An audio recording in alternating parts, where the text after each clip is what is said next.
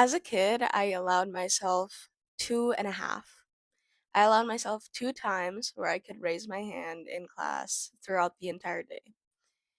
When I was in eighth grade, I realized that one of the reasons people didn't like me was because I would talk a lot in class, I would share my opinion a lot, and this came from a deep sense of care. I loved learning. I always will, I think. I still do to this day recite a lot in college classes, just like I did in elementary school and in high school. And that's because, number one, I like adding to conversations. I think when only one person's talking, we're missing what could be an amazing exchange of ideas between people in the class, especially when teachers are like actively asking for that exchange, you know? But yeah, I did limit myself to two and a half. I don't know what the half was about, but I do vividly remember that number. I think it's because being smart was always good, right? That was always a good thing. That was always a thing that made you likable, made you worthy, but how you were smart was very important also, right? You couldn't be smart because you tried and you loved it and you really wanted to, and there was really that, I guess, will. You had to be smart in the way that was effortless. You had to be smart in the way that you just kind of were, and it didn't take much and it didn't mean much to you, but you just were, and that's just kind of how the cookie crumbled. And that's what was cool, right? It wasn't necessarily cool to be smart, it was cool to do something well without having to try. Because trying means caring, and caring means being vulnerable. And that's what I want to talk about today. I want to talk about why caring has become so uncool and why it was really always uncool, and what the subtext behind that is, or what at least I think it is. As of now, the idea that caring about things is uncool is really everywhere. I think the concept of cringe, even at times, can teeter into territory of this is cringe because you care too much and you are just too much. And it sucks when that happens. There are these ideas and people that really passionately want something, want reform, want change, want a better world, and are willing to make themselves a fool because of it. And yet, that isn't seen as cool. To me, that's the coolest thing you can do.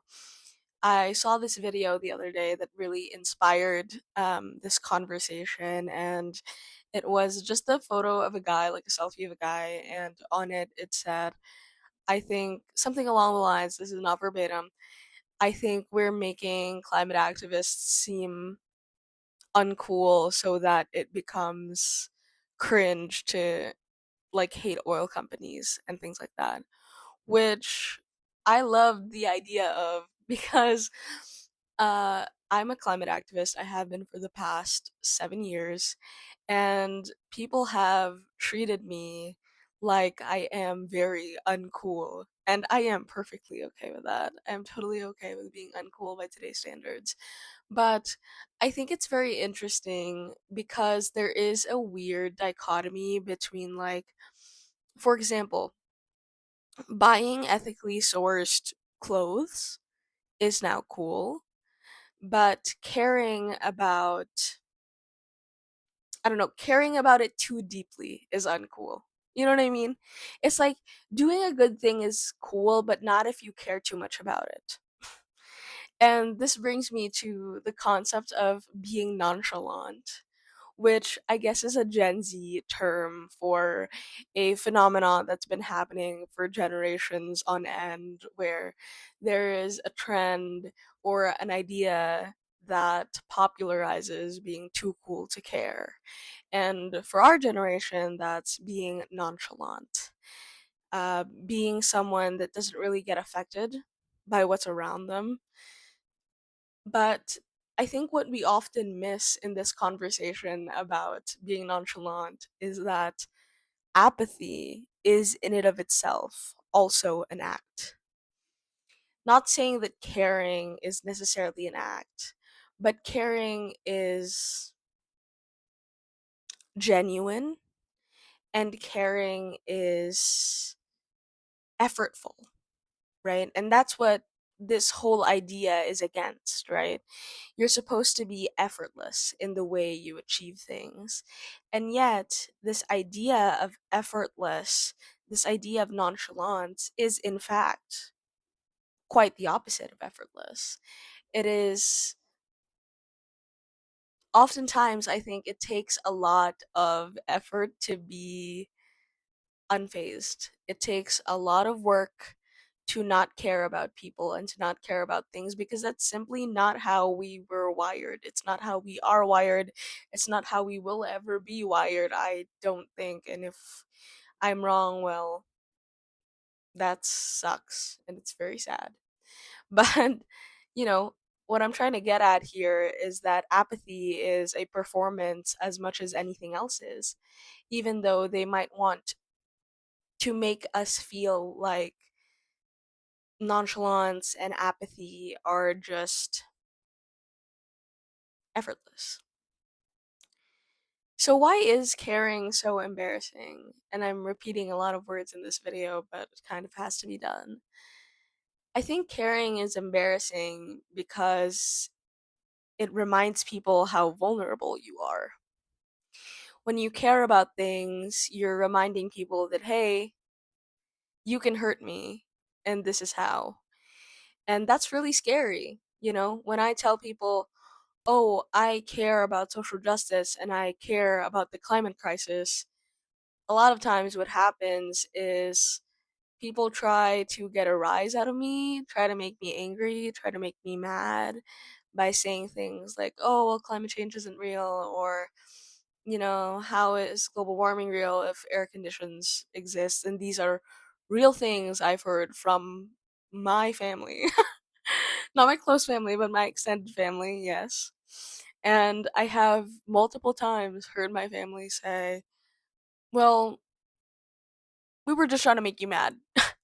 We were just trying to make you mad because we know how to because you care about something. Ha. Lol. Jokes on me. Um and it's crazy to hear these things sometimes from grown people because I'm like, yes, but you care too. You just don't really have the targeted effect of that, you know? It's like I care very strongly about one thing and I'm willing to make that known, which makes me a target a lot of the times. And this isn't just a personal issue, although I'm framing it as one for this video just to make it more palatable. When movements care, it's easy for people to know where it hurts and how to hurt it because caring is an open wound, one that can be reached, one that can be hit, one that can be stabbed, even at times, as much as I don't like how that sounds. So, caring is embarrassing because it's vulnerable, and vulnerability can be very hard. But I want to, again, coincide with my personal view of this matter and how I'm framing it in this video, although I hope you guys are able to maybe apply it to yourself. I think coming back to how I think of it, I'm at the point in my life, I'm very young, but I'm at the point in my life Just saying that it's like, whoa, yeah, sounds like I'm 50 years old. I'm not. But yeah, I'm just at this point where I realize that life is a collection of memories and a collection of care. And every other emotion stems from love and from care. You know, when we're angry about things, it's because we care enough that something we don't like is happening to it. And when we're sad about things, we care enough to shed a tear about something happening. And when we're excited about something, we care enough that something's going to happen.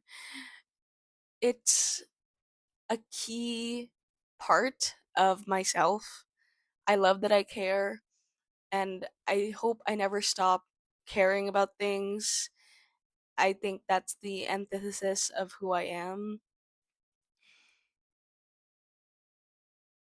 I guess all I'm trying to say with this video is I hope we're able to reframe how we think of caring, right? Caring is cool because it's cool that I want to make the world a better place. And it's cool if you want to make it known that you care about the little things in life. And it's okay to care about what other people think sometimes, even if it's counterproductive, because caring is a central part of what it means to be a person, a central part of what it means to be alive. And as much as we repress that, as long as we repress that, we are repressing our humanity and our ability to make the world a better place like we want it to be. If any of this resonated with you, uh, stick around, I guess. I post videos. Some of them are more researched than this one. Some of them are also just kind of brain dumps, things I've learned, things I've reflected on over the past 7 years working in the climate movement. And yeah, I post one of these or a couple of these every week, and I hope you continue watching them. Uh, yes, do all the things. Thank you.